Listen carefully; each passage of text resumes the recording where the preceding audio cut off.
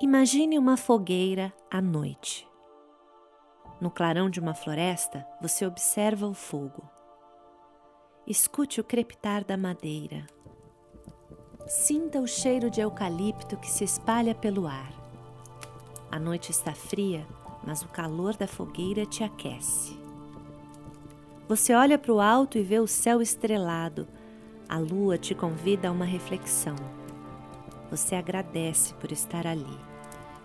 Olhando para o fogo, você se lembra da agitação da cidade, da busca contínua por alimentar uma chama que nunca se apaga. Um estalo repentino sopra fagulhas na sua direção.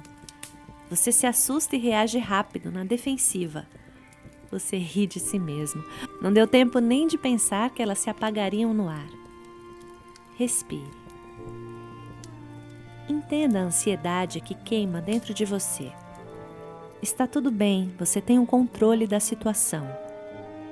O fogo pode ser usado para queimar, mas também pode ser usado para iluminar, aquecer, proteger, preparar alimentos. A escolha é sua. Como somos atraídos pela luz, as sombras podem amedrontar. Não adianta fingir que não estão ali, só superamos o nosso medo ao conhecê-las. Olhe outra vez.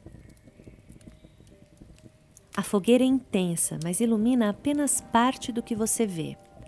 Para enxergar o todo, não adianta aumentar o fogo, é preciso mudar a sua perspectiva.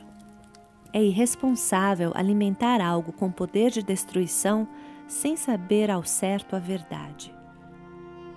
Você se move e vai revisitando suas primeiras impressões. Novas silhuetas se apresentam. Você examina o seu entorno e tudo começa a fazer sentido. Você se sente mais seguro. Todo o seu ser emana dinamismo.